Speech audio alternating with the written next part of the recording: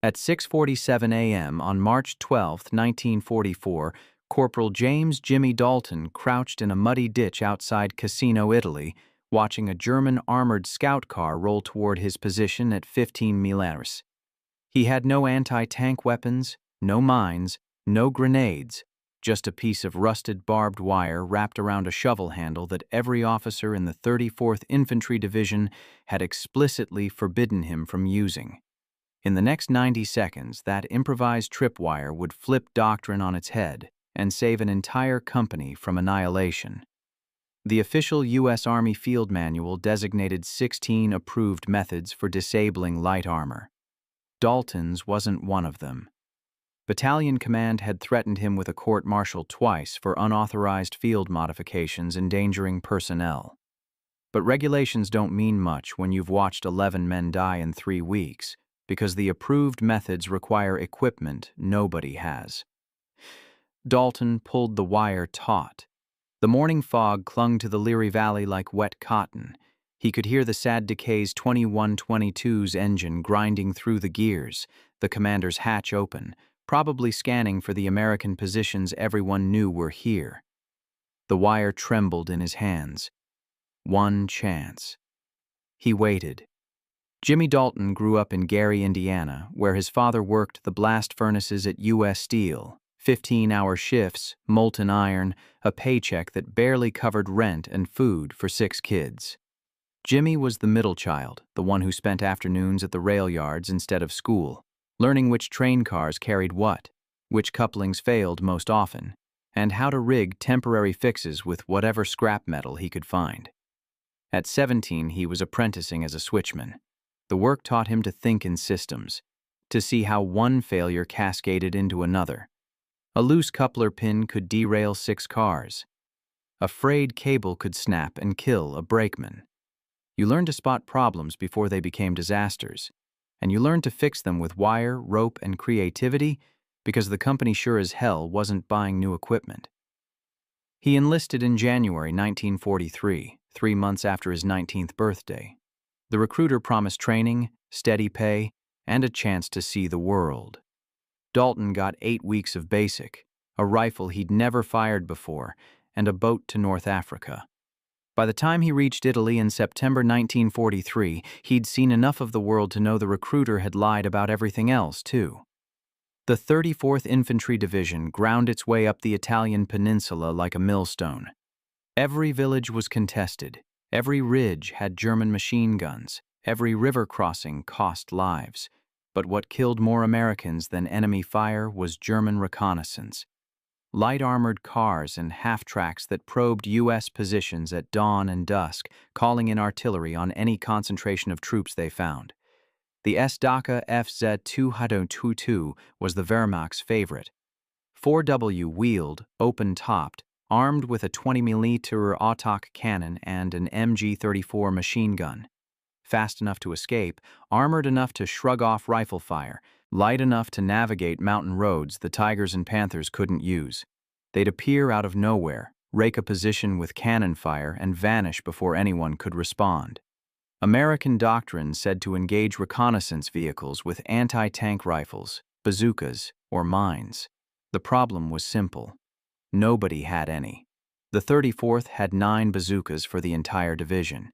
Anti-tank rifles had been phased out. Mines were reserved for defensive positions, not daily patrols, so soldiers died while scout cars mapped their positions and called in the artillery that killed them 12 hours later. Private First Class Eddie Kowalski died on February 18, 1944. A 222 rolled past his foxhole at dawn. Kowalski fired his M1 Grand. The rounds sparked off the armor. The scout car's MG-34 answered. Kowalski took 3 rounds in the chest. He was 20 years old from Pittsburgh, a machinist's son who'd enlisted with Dalton on the same day. Sergeant Mike Brennan died on February 23rd. Another 222. Another dawn patrol. Brennan tried to hit it with a grenade from 30 yards. Missed. The Autok cannon found him. He taught Dalton how to set up a fighting position, how to read terrain, how to keep your feet dry in the Italian mud. He was 24. Brooklyn, 4 sisters. His mother would get the telegram on March 2nd. Corporal Luis Vargas died on March 4th. Same pattern. The two Tonin tutus were getting bolder. This one drove right through the company's position at dusk, machine gun blazing. Vargas was from El Paso, spoke better Spanish than English, always shared his cigarettes even when he had 3 left. The autoc cannon caught him running for cover. The medic couldn't stop the bleeding. By early March 1944, the 34th Infantry Division had lost 47 men to reconnaissance vehicles in 6 weeks. Not battles, not assaults, just scout cars doing their job while Americans had no answer. Dalton watched each one. He knew Kowalski and Brennan personally. Vargas had been in his squad. Each death felt preventable. Each death made him angrier. The official response from battalion was predictable. Maintain defensive posture, conserve anti-tank assets, await resupply. Captain Morrison held a meeting after Vargas died. 20 exhausted soldiers in a barn that smelled like gunpowder and wet wool. Higher command is aware of the reconnaissance problem. Morrison said his uniform was cleaner than theirs. He'd arrived from division headquarters that morning. New bazooka shipments are expected within the month. Until then, maintain discipline and follow engagement protocols. Dalton stood in the back. He'd been thinking about the problem for weeks. The Gary Raylards had taught him that when you can't get new equipment, you improvise with what you have. The scout cars always used the same roads. They moved fast but predictable. And they had one vulnerability: nobody was exploiting their wheels. "Sir," Dalton said, "what if we rigged wire across the roads? Low height, taut enough to catch the axles." Mornotwani looked at him like he'd suggested using spitballs. "Corporal, the field manual is very clear on authorized anti-vehicle obstacles. Wire entanglements are defensive measures requiring specific positioning and support. They're not booby traps. But sir, if we..." The answer is no. We're not setting random tripwires that could injure our own men. Dismissed. Dalton said nothing, but he didn't forget. The scout cars kept coming. More men kept dying. The approved methods required equipment they didn't have. The unauthorized method required wire, shovels, and a willingness to risk a court-martial. On the night of March 10, 1944, Dalton made his decision. Another 222 had killed 2 men that afternoon, Privates Chen and Harrison. Chen was a radio operator from San Francisco. Harrison was from Oklahoma, always talked about his farm. Both dead because a scout car rolled through at 400 p.m. and nobody could stop it. Dalton waited until midnight. The company was dug in along the Rapido River Valley, 2 miles south of Casino. German positions were visible on the ridgeline to the north. The scout cars used a dirt road that ran parallel to the Allied lines about 400 yards out. Predictable route, cover from trees, perfect for reconnaissance. He grabbed a coil of barbed wire from the supply dump. 30 FT rusted but strong. He took 2 entrenching tools, the standard issue folding shovels every soldier carried, and he moved out alone. No permission, no backup, no witnesses. The March night was cold. Mud sucked at his boots. He could hear artillery rumbling to the north, constant and distant like thunder that never stopped. The road was empty, but that didn't mean it was safe. German patrols used it too. If they caught him out here, he was dead or captured. He found a spot where the road narrowed between 2 oak trees. Good visibility from the American lines, limited visibility from the German side until you were right on top of it. He drove the first shovel into the ground on the left side of the road, angling it back toward the American positions. The blade sank 6 into the mud. Not deep enough. He used a rock to hammer it deeper. 12 unstable. The second shovel went in on the right side, 18 FT across. He measured it by pacing. Then came the wire. He wrapped it around the first shovel's handle, 3 loops tight as he could make it. His hands were slick with mud and rust. The wire bit into his palms. He could feel blood mixing with the cold. He stretched the wire across the road at exactly 14 in off the ground. Not ankle height, not waist height, axle height for a light armored car. He'd measured a destroyed 222. 2 weeks ago during a patrol, the front axle sat 13 to 15 in, depending on load. The wire had to catch it at speed without breaking. He wrapped the other end around the second shovel. 3 loops again. Then he tested the tension by pulling the wire hummed. The shovels held. Too loose and it would snap. Too tight and it would break. He adjusted, tightened, tested again. The wire sang when he plucked it. The whole setup took 23 minutes. He sat in the ditch afterward, catching his breath, watching the road. If a patrol came now, he'd have to run. If an officer found out, court-martial. If it worked, maybe fewer men would die. That was the calculation. Simple math from the Raillards. Risk versus reward. He buried the wire under a thin layer of mud, not enough to weaken it, just enough to make it invisible in low light. The shovels were already rusted and dirty, looked like abandoned equipment. Someone would have to be looking directly at them to notice, and by the time they did, it would be too late. Dalton crawled back to the American lines at 1:15 a.m. He didn't tell anyone. He couldn't. Morrison had been clear. This was unauthorized. This violated doctrine. This was exactly the kind of initiative that got you punished in the Army, even if it saved lives. He lay in his foxhole and waited for dawn. The wire was out there, taut and invisible, waiting. The scout car appeared at 6:43 a.m. on March 12, 1944. Dalton was on watch, eating cold rations from a tin. The morning fog was thick enough to cut. Then he heard it, the distinctive whine of a German straight-six engine. STKKF-22 coming from the north at moderate speed. He didn't move, didn't call out. Nobody else had heard it yet.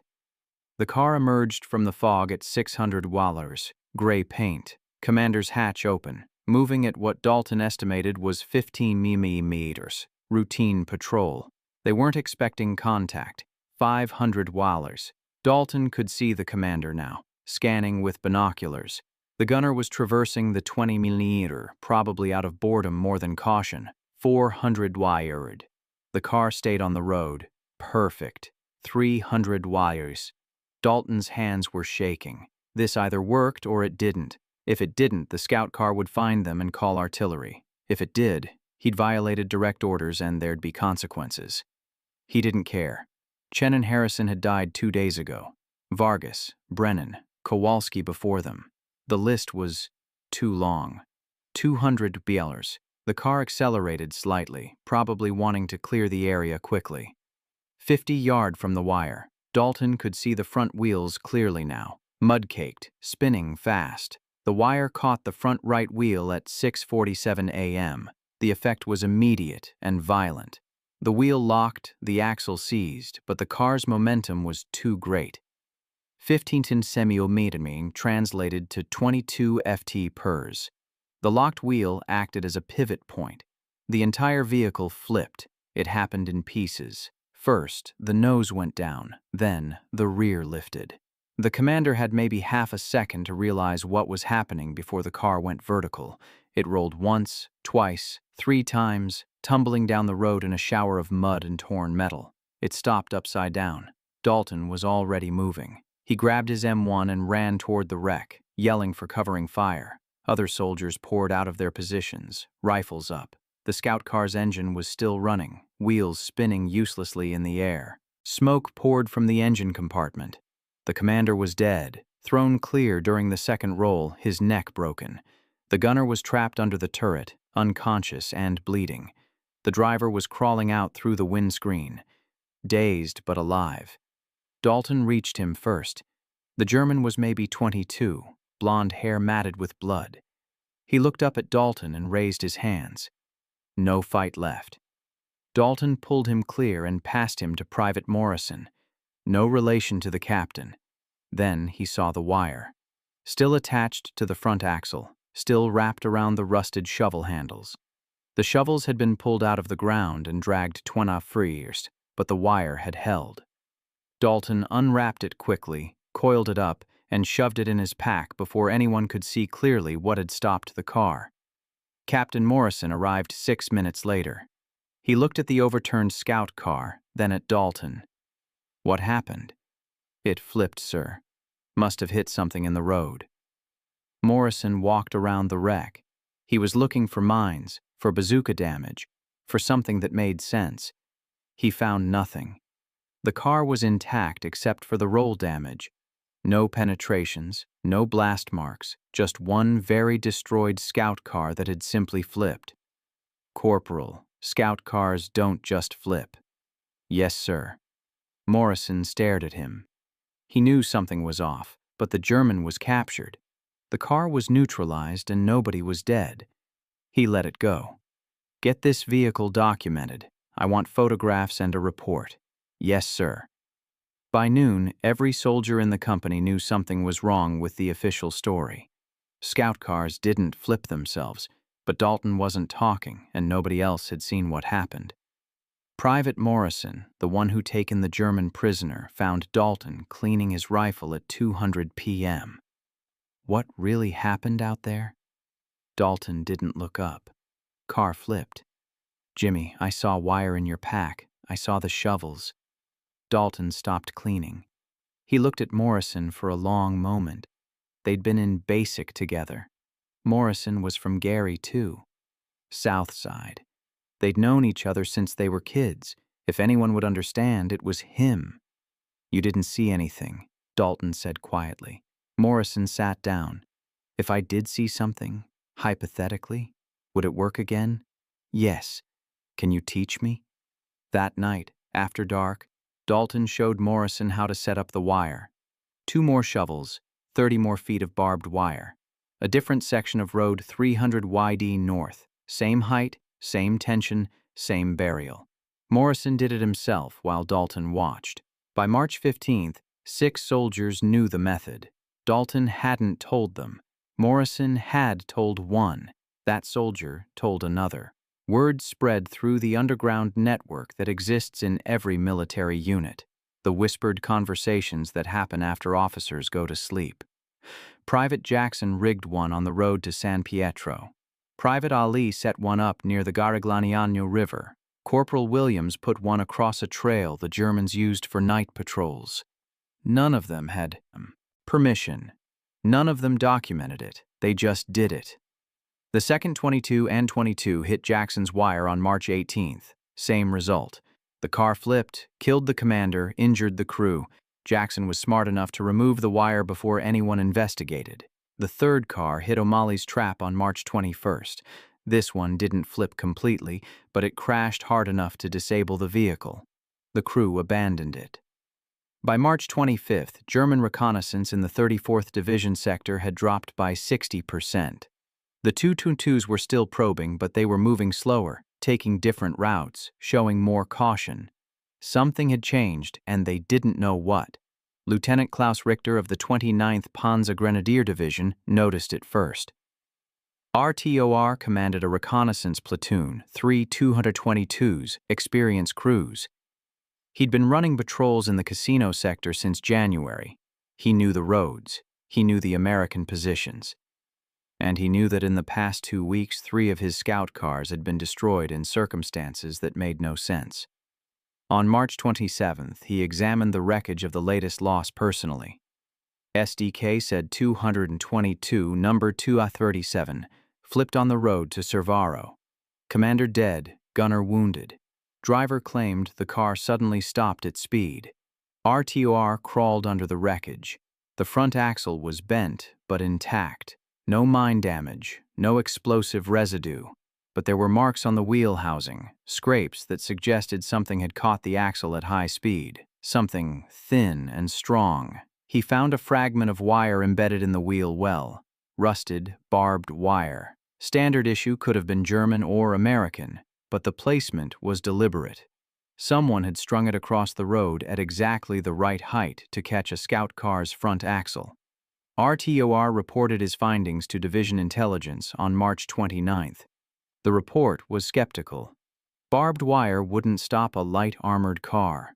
The weight and momentum were too great, but RTOR insisted. 3 cars destroyed, all the same pattern, all unexplained until you considered wire. German intelligence interviewed captured American soldiers. None of them knew anything about tripwires. Field interrogations of U.S. dead found no documentation of the tactic. It wasn't in their manuals, it wasn't in their training, but it was happening. By early April, German reconnaissance units operating around Casino had standing orders to scan roads for wire obstacles before proceeding. Scout cars moved at half speed. Commanders dismounted to inspect suspicious terrain. The cautious approach cut their effectiveness by 40%. The Americans didn't know why the Germans had suddenly become careful, but they noticed the patrols were less frequent and less aggressive. Artillery strikes called in by reconnaissance dropped by half. Casualties from scout car attacks essentially stopped. And still officially, nobody knew about the tripwires.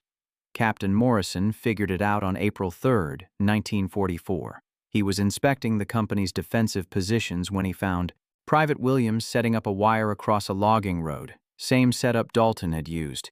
2 shovels, barbed wire at axle height. Williams froze when he saw the captain. Morrison looked at the wire, looked at Williams, walked over and tested the tension himself. Where'd you learn this? Williams said nothing. That's an order, Private. Corporal Dalton, sir. Morrison was quiet for a long moment. Then he took out his notebook and sketched the setup, measurements, angles, wire type.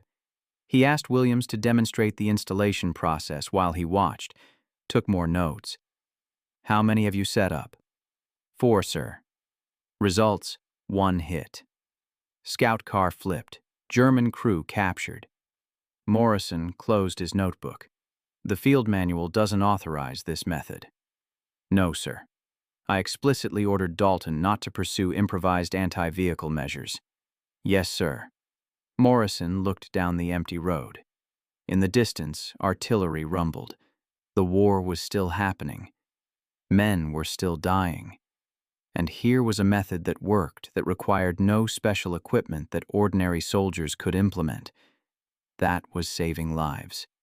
Show me 2 more setups before dark. I want to see placement options for different terrain. Williams blinked. Sir, that's an order. Private. By April 10th, Morrison had documented 17 separate wire installations across the company's sector. He'd interviewed the soldiers who set them up, recorded the results, calculated the success rate. 87% of scout cars that hit the wires were disabled, 0 friendly casualties. Total material cost, 30 FT of barbed wire and 2 shovels. Equipment already in the supply chain. He wrote a report, 3 pages, technical specifications, tactical recommendations, statistical validation. He sent it up to battalion on April 12th. The response came back on April 19th. Method unauthorized, discontinue immediately, violates field manual regulations regarding obstacle imp placement, and fails to meet engineering safety standards. Morrison read the response twice. Then he filed it and did nothing. The tripwires stayed up, the casualty rate stayed down, and officially nothing was happening. The statistics told a story battalion couldn't ignore forever. In February 1944, before the tripwires, the 34th Infantry Division lost 47 men to reconnaissance vehicle attacks. In March, after the tripwires spread, they lost to 12. In April, they lost 3. Reconnaissance vehicle sightings in the division sector. February 147. March 89th. April 34th. Artillery strikes called in by German reconnaissance. February 203. March 127th, April 58th. Someone in division staff noticed. Colonel Anderson, the division intelligence officer, pulled the casualty reports and spotted the pattern. He sent investigators to the front lines in late April. They found the tripwires within 2 days. Anderson's response was pragmatic. He couldn't officially approve a method that violated doctrine, but he couldn't ignore results. His compromise was to do nothing. No orders to stop, no orders. To continue, just a memo that went nowhere and a blind eye turned toward the front. In May 1944, the 34th Infantry Division was pulled off the line for rest and refit. Dalton's company was sent to a rear area near Naples. Real beds, hot food, no scout cars. On May 23rd, Dalton was called to division headquarters. He reported in his cleanest uniform, which still looked like it had been through a war. Colonel Anderson met him in a tent office. "Corporal Dalton, I've read the reports about your wire method, sir. I'm not here to punish you. I'm here to ask you to train others." Dalton didn't expect that. Anderson explained the 36th Infantry Division was taking over the 34th Sector. They needed to know how to deal with reconnaissance. The official anti-tank school was 3 weeks long and required equipment the Army didn't have. Dalton's method took one night and materials from the supply dump. "I can't make it official," Anderson said, "but I can assign you to a training detail. You teach the method to scout and sniper teams. We call it improvised obstacle emplacement in the paperwork. Nobody needs to know exactly what that means." Dalton spent 2 weeks in June 1944 teaching 60 soldiers how to set tripwires, placement, tension, concealment, removal, every detail he'd learned through trial and error. The soldiers were skeptical at first. Wire wouldn't stop armor, but Dalton showed them photographs of flipped scout cars and gave them casualty statistics. By July, the method had spread to 3 divisions. By August, it was in use across the Italian front. Never officially documented. Never in the training manuals, just whispered knowledge that passed from unit to unit, soldier to soldier. Conservative estimates credit Dalton's tripwire method with destroying or disabling 43 German reconnaissance vehicles between March and August 1944. Those vehicles would have called in hundreds of artillery strikes. The strikes would have killed hundreds of soldiers. Lives saved, difficult to calculate precisely, but easily in the 300 to 400 range. The official documentation attributed the decline in reconnaissance casualties to improved defensive awareness and enhanced anti-tank capabilities. Dalton's name appeared in no reports. His innovation received no commendation. The Army preferred it that way. Admitting that a corporal had solved a problem that stumped the engineering corps was bad for morale. James Dalton survived the war. He was discharged in November 1945 with the rank of sergeant and a combat infantry man badge. No medals for the tripwires, no recognition beyond what his fellow soldiers gave him, which was all he wanted anyway. He went back to Gary, Indiana. U.S. Steel hired him as a switchman in January 1946. Same rail yards he'd worked before the war, same couplers and cables. He married a woman named Dorothy from East Chicago. They had 3 kids. He never talked much about Italy. When asked, he'd say he did his job and came home. Once a year on March 12th, he'd receive phone calls from Morrison, Williams, and Jackson. They'd talk for a few minutes. "Remember Chen and Brennan and Vargas? Remember the fog and the scout cars and the wire?"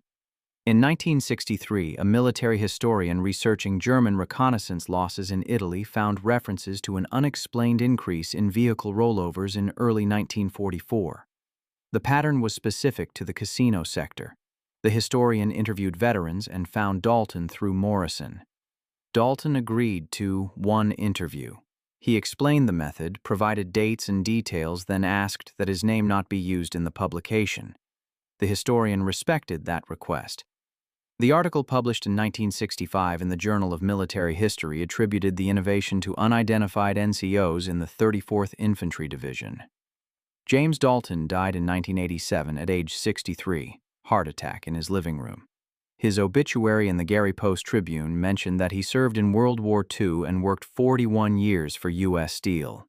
It didn't mention tripwires, scout cars, or lives saved. Dorothy knew he'd done something important in Italy, but never knew exactly what. The method itself lived longer than the man. Post-war analysis by Army engineers validated the concept. Wire obstacles at axle height were integrated into official doctrine in 1949 as an approved method for disabling light reconnaissance vehicles. The training manual credited field observations from the Italian campaign. Modern military forces still teach variations of the technique. IDUED countermeasures include wire-based vehicle traps. The principle hasn't changed. Sometimes the simplest solution is the best one.